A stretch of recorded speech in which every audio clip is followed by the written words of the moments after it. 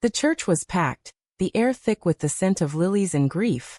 Juliana sat in the front pew, her hands clasped tightly in her lap, staring at the polished oak casket draped in the American flag. Her daughter, Riley, only 22, had died a hero, or so everyone believed, saving lives in a tragic school shooting that had gripped the nation. But as Emerson, her wife of 15 years, rose to deliver the eulogy, Juliana's world tilted. "Riley didn't die a hero," Emerson said, her voice steady but laced with something darker. "She died because of the secrets we buried to protect our family." Gasps rippled through the congregation, and Juliana's heart plummeted, the facade of their perfect life cracking open like a fault line. Juliana's mind raced back to the beginning, to that crisp autumn day in Boston when she first met Emerson. She had been a young lawyer fresh out of Harvard, fighting for LGBTQ rights in a world that still whispered slurs behind closed doors. Emerson was the fiery activist, leading protests against discriminatory laws, her passion infectious. Their eyes met across a crowded rally, and in that instant Juliana felt a pull she couldn't ignore. But love wasn't simple. Juliana came from a conservative family in the Midwest, where being gay was a sin unspoken. She had hidden her truth for years, dating men to appease her parents, until Emerson shattered those walls. "I can't live a lie anymore," Juliana had confessed to Emerson on their third date, tears streaming down her face in the dim light of a cozy cafe. Emerson had taken her hand, her touch electric yet comforting. "Then don't. We'll face it together." But facing it meant choices, hard, irrevocable ones. Juliana's family disowned her when she came out, her mother screaming that she was damning her soul. The pain cut deep, a wound that never fully healed. Emerson's family was more accepting, but even they harbored subtle judgments, questioning if two women could raise a child properly. Yet they pushed forward, adopting Riley as a baby, determined to prove everyone wrong. Riley grew up in their loving home in suburban Massachusetts, a bright girl with Emerson's auburn hair and Juliana's blue eyes. But the shadows of societal prejudice loomed. At school, kids teased her about having two moms, calling it weird or unnatural. Juliana would hold her at night, whispering, "We're a family and that's what matters." Inside, though, doubt gnawed at Juliana. Was she selfish for bringing a child into this? Emerson was the optimist, always saying, "The world is changing because of us." But change came slow and the pressure built. As Riley entered her teens, the conflicts intensified. She started questioning her own identity, confiding in Juliana one rainy evening. "Mom, I think I like girls too. Is that okay?" Juliana's heart swelled with pride and fear. "Of course it is, sweetheart. But the world isn't always kind." She wanted to protect Riley, to shield her from the hate she and Emerson had endured. Emerson, however, encouraged openness. "Hiding only hurts more," she argued during their late-night whispers in bed. Juliana disagreed silently. Hiding had kept her safe once. The real fracture began when Riley fell in love with her best friend, Sarah. It was innocent at first, stolen glances and secret notes. But when Sarah's conservative parents found out, they forbade the friendship, calling it sinful influence from your unnatural home. Riley was devastated, her grades slipping, her once vibrant spirit dimming. Juliana watched helplessly as her daughter withdrew, spending hours alone in her room. "We have to do something," she pleaded with Emerson. But Emerson's solution was confrontation. She wanted to sue for discrimination, to make a stand. "No," Juliana had snapped, her voice trembling. "That'll only make it worse for Riley. We can't drag her through the media circus." The argument escalated, words flying like daggers. Emerson accused Juliana of cowardice, of letting fear dictate their lives. Juliana fired back, calling Emerson reckless, blind to the real dangers. That night, they slept apart for the first time in years, the chasm between them widening. Riley's rebellion followed. She started sneaking out, meeting Sarah in hidden spots, defying the boundaries set by fear. Juliana discovered the truth one night when Riley came home with a bruised cheek. Sarah's father had caught them, his rage spilling over. "This is what happens when we hide," Riley cried, her eyes blazing. "I'm tired of pretending." Juliana's guilt surged. Had her caution caused this? Emerson comforted Riley, but shot Juliana a look that said, "See what your silence does?" The family therapy sessions were a battlefield.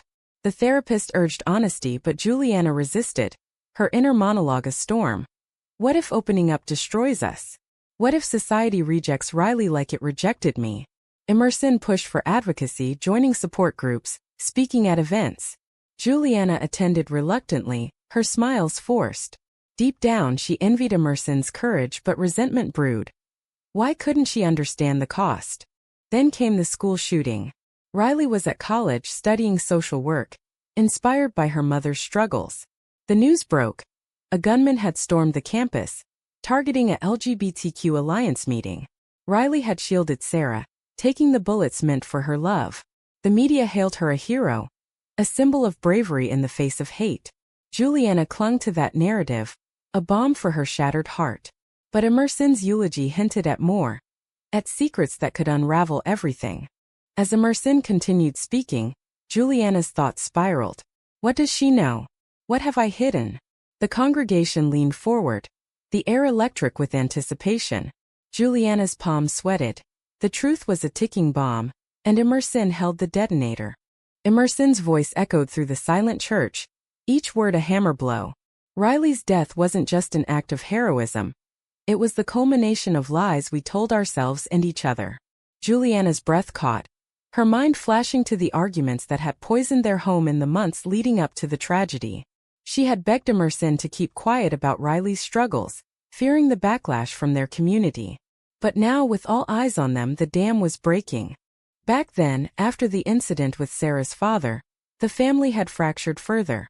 Riley distanced herself, channeling her pain into activism. She joined protests much like Emerson had in her youth, chanting for equality while Juliana watched from afar, her heart pounding with worry. She's just like you, Juliana had said to Emerson one evening, trying to bridge the gap. But Emerson's response was sharp. And that's what scares you, isn't it? That she'll face the same hate we did. The hate was real, insidious. Anonymous letters arrived at their door, condemning their lifestyle, and warning that Riley would pay the price. Juliana's family, long estranged, reached out, not with support but with judgment. Her sister called, voice dripping with faux concern. See what happens when you choose this path? Poor Riley. Juliana hung up, tears burning, but the words lingered like poison. Inside, she questioned everything. Was our love worth this suffering? Should I have stayed hidden, spared Riley this life? Emerson noticed Juliana's withdrawal and confronted her in their kitchen, the room lit by harsh fluorescent lights. You're pulling away again, Jules. We need to be united for Riley. Juliana exploded, pent-up frustration spilling out. United? You're the one pushing her into the spotlight. What if she gets hurt? The fight ended in silence, each retreating to their corners. Juliana lay awake that night, her thoughts a whirlwind. I'm protecting her. Or am I just protecting myself from the guilt? Riley's relationship with Sarah deepened in secret, a fragile bloom amid thorns. Juliana discovered love letters hidden in Riley's drawer, words of passion and defiance. She confronted her daughter gently. This could destroy you both. Riley's eyes filled with tears. Mom, love shouldn't have to hide. Why did you and Mama M fight so hard if we're still afraid? The question pierced Juliana. Her own hypocrisy stared back. She hugged Riley, but doubt festered. Am I teaching her to fear her truth? The turning point came when Sarah's parents filed a restraining order, accusing Riley of corrupting their daughter. Emerson wanted to fight it legally, her lawyer instincts kicking in.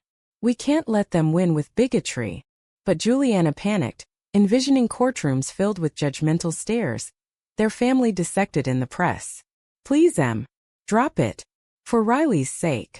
Emerson relented, but the resentment simmered. You're choosing fear over justice, she muttered. Riley's anger boiled over. She accused Juliana of weakness during a family dinner that turned chaotic. You're just like Grandma. Ashamed of who we are. The word stung, echoing Juliana's deepest fears. Emerson defended Juliana, but the damage was done. Riley stormed out and Juliana crumpled, sobbing. In her mind, I failed her. My caution is cowardice. Months passed in uneasy truce. Riley moved to college, distancing herself geographically if not emotionally. She thrived in her studies, but the calls home grew sparse. Juliana sent care packages, each one a silent apology. Emerson threw herself into work, advocating for gun control and LGBTQ protections. Their marriage strained under the weight, intimacy replaced by polite distance. Juliana wondered, can we survive this? Or has the divide become too wide? Then the shooting. The call came at dawn, shattering their world. Riley had been at the alliance meeting, standing against a hate-fueled attacker. She pushed Sarah out of harm's way, taking fatal shots. The media frenzy began immediately. Headlines praising her sacrifice, interviews with survivors calling her a beacon of courage. Juliana latched onto it, needing the heroism to justify the pain. But Emerson grew distant, her grief laced with something unspoken. In the days before the funeral, tensions peaked.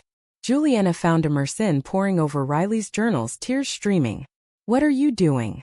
Juliana asked, fear creeping in. Emerson looked up, eyes haunted. She wrote about everything, the fights, the secrets. She felt trapped by our indecision. Juliana snatched the journal away. "We don't need to air this. Let her rest as a hero." Emerson's voice hardened. "Hiding the truth dishonors her." The argument escalated, old wounds reopening. "You're going to destroy us," Juliana yelled. Emerson shot back. "We've been destroying ourselves by pretending." They parted in anger, the funeral looming like a storm. Now at the podium, Emerson revealed it all. Riley wasn't just saving a friend. She was saving her girlfriend, Sarah, from a gunman fueled by the same hate that plagued our family. Murmurs spread. Juliana's mind screamed, "Stop!" But Emerson continued.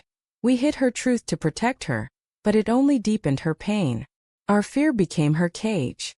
Juliana stood, her legs shaky. Please." But the words died as eyes turned to her. The confrontation was here, unavoidable. The church fell into stunned silence as Emerson's words hung in the air.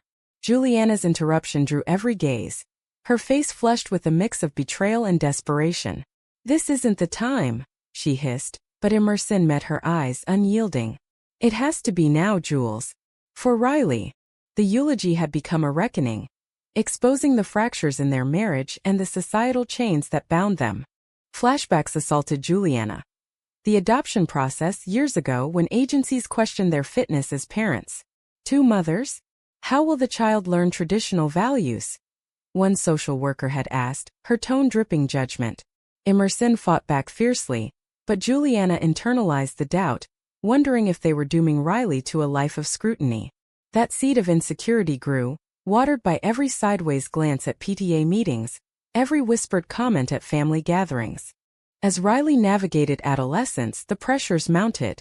Her coming out at school sparked bullying. Notes in her locker calling her a freak like her mom's. Juliana wanted to pull her out, homeschool her, shield her. "We can't run from the world," Emerson argued. Their differing approaches clashed repeatedly.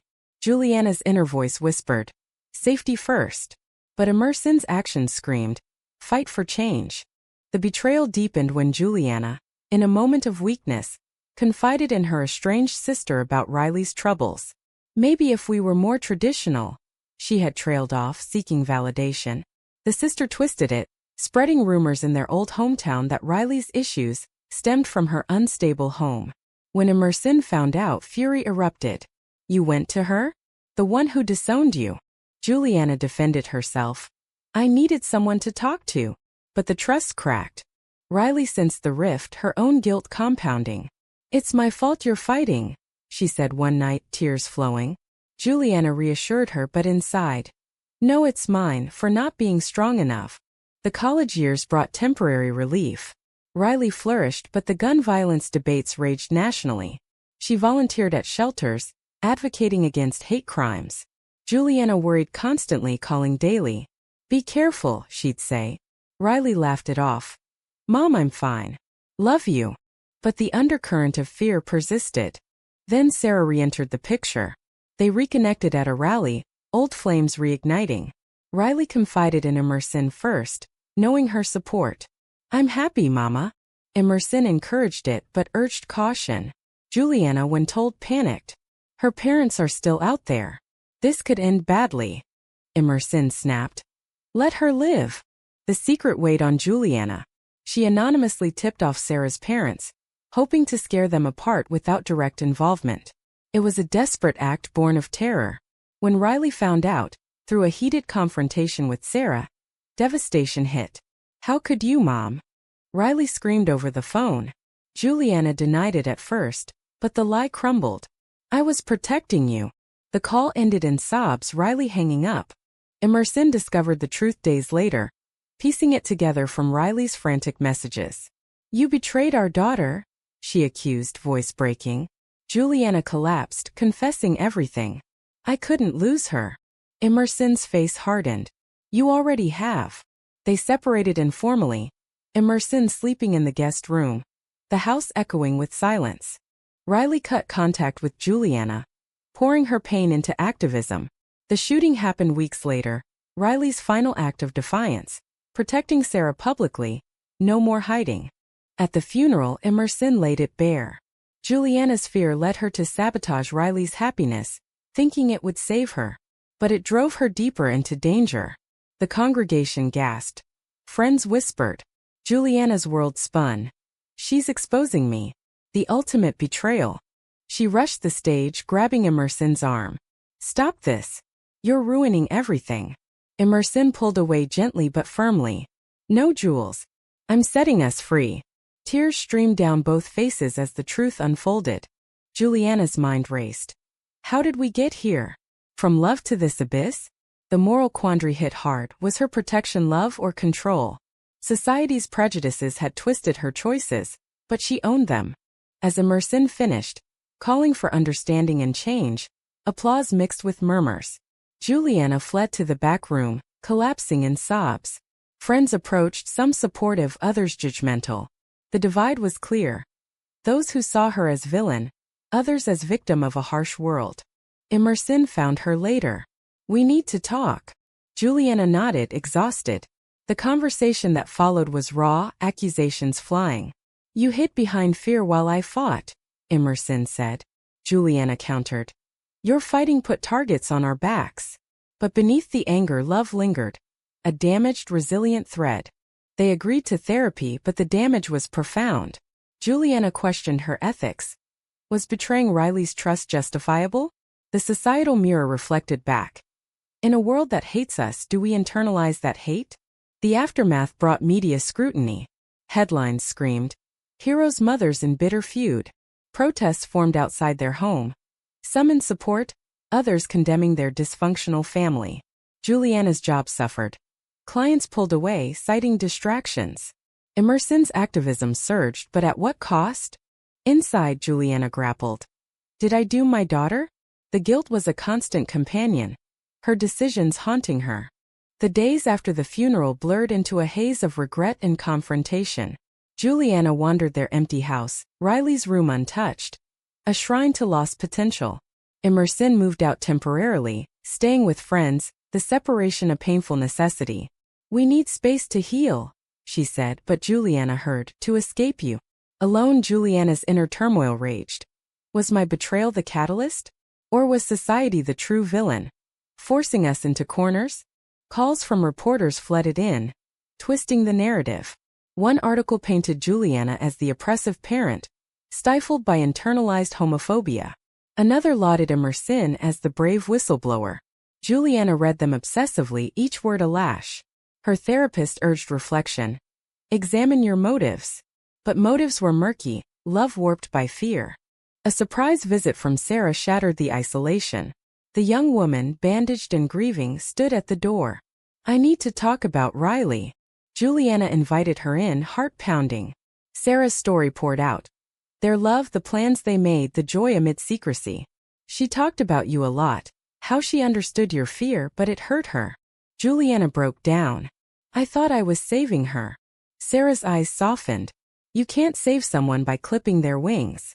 The encounter forced a reckoning. Juliana confronted her past. The rejection from her family, the slurs endured in her career. It had built walls, but those walls imprisoned her loved ones too. She wrote a letter to Emerson, pouring out her soul. "I was wrong. My fear became a weapon." No response came immediately, heightening the tension. Society's backlash intensified. Juliana's conservative relatives resurfaced, her mother calling to gloat. See? This is what happens. The words ignited fury. Juliana hung up, vowing change. She attended her first support group alone, sharing her story. Strangers nodded, their own tales mirroring hers. Battles with prejudice, internal conflicts. One woman said, "We pay the price for authenticity, but silence costs more." Juliana absorbed it, a spark igniting. Emerson returned weeks later, bags in hand. "I read your letter." The conversation was tense, hours of unpacking betrayals. Emerson admitted her faults. "I pushed too hard, ignoring your trauma," Juliana confessed. "I sabotaged because I couldn't face my own shame." Tears flowed, but so did honesty, a bridge rebuilding. Yet healing wasn't linear. Arguments flared over Riley's legacy. Emerson wanted a foundation in her name, fighting hate crimes. Juliana hesitated. "Won't it expose us more?" But she relented, recognizing growth. They launched it together, speaking at events. The first speech was terrifying. Juliana's voice shook as she admitted her mistakes. "I let fear rule me, and it cost my daughter dearly." Applause followed, but so did hate mail. Reminders of the world's cruelty. Moral dilemmas persisted. Was outing Riley's relationship right? Emerson believed it honored her. Juliana worried it exploited her memory. Debates with friends turned heated, lines drawn. One ally said, "Truth sets free." Another, "Some secrets protect." Juliana pondered. Where's the line between honesty and harm? Family dynamics shifted. Emerson's parents offered support, but Juliana's remained distant. A tentative outreach to her sister yielded rejection. "You're lost." The pain reinforced her resolve. No more hiding. As months passed, their marriage mended slowly. Date nights returned, conversations deep and vulnerable. Juliana reflected. "We've paid dearly, but perhaps it's the price for awakening." The climax came at a national conference on LGBTQ rights. Emerson spoke first, praising Riley's courage. Then Juliana took the stage, unscripted. "I betrayed my daughter out of fear. Society's hate made me doubt my worth as a mother, as a wife. But no more." The crowd erupted. It was cathartic, a public atonement. Backstage, Emerson embraced her. "I'm proud." But shadows lingered, Riley's absence a void. Juliana's growth continued. She volunteered at youth centers, guiding teens like Riley. One girl shared, "My parents don't accept me." Juliana advised, "Fight, but with love." Hypocrisy. No wisdom from scars. Yet doubts crept in. Did my actions make me irredeemable? The ethical tightrope. Protection versus control, silence versus exposure. Their story went viral, inspiring some, enraging others. Protests at events turned violent once. A thrown bottle missing Juliana narrowly. "This is the cost," Emerson said. Juliana nodded. "Worth it?" As they navigated fame's double edge, Juliana questioned. In a prejudiced world, is full authenticity possible, or suicidal? The foundation grew, channeling grief into action. Juliana and Emerson traveled, speaking at schools and rallies. Their story a cautionary tale of love's complexities. But personal tolls mounted. Juliana suffered panic attacks. Flashbacks to the funeral. "I see her casket every night," she confessed to Emerson. Therapy helped, but scars remained. Emerson struggled too, her optimism cracked. "I wonder if I enabled the risks." A pivotal moment came when Sarah contacted them again, revealing she was pregnant, from a donor, honoring Riley's dream of family. "She wanted this for us." The news was bittersweet. Juliana felt joy mixed with envy. Riley's legacy living on without her. Would she forgive me? Juliana whispered. Emerson held her. She already has. Societal pressures persisted.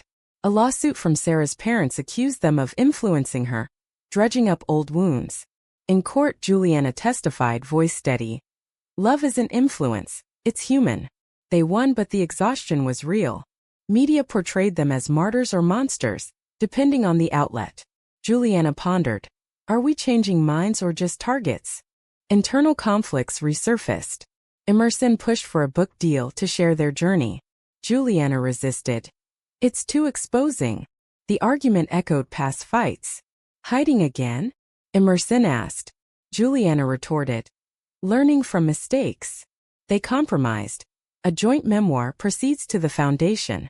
Writing unearthed buried emotions. Juliana detailed her betrayal, the anonymous tip. I thought it was mercy. Readers would judge, but vulnerability was the point. Launch day brought crowds, questions flew.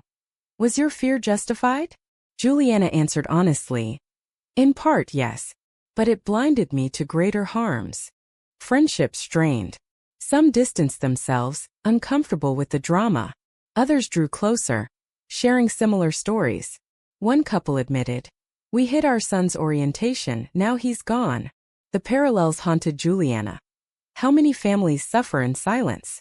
As years edged on, too, since Riley's death, their marriage strengthened, forged in fire. They renewed vows privately, promising transparency. But Riley's absence lingered, a quiet ache. At a quiet dinner, Emerson raised a glass. To choices right and wrong. Juliana clinked. And the prices we pay. The story's end brought reflection. They visited Riley's grave, flowers in hand. Juliana spoke aloud. I'm sorry, kiddo. I hope you understand. Wind whispered back, perhaps forgiveness. In the broader scope, their tale sparked debates. Does societal prejudice excuse personal betrayals? Forums buzzed, opinions divided. Juliana's final thought. We've awakened, but at what cost? Was Juliana's betrayal an unforgivable act of cowardice, or a misguided attempt at protection in an unforgiving world?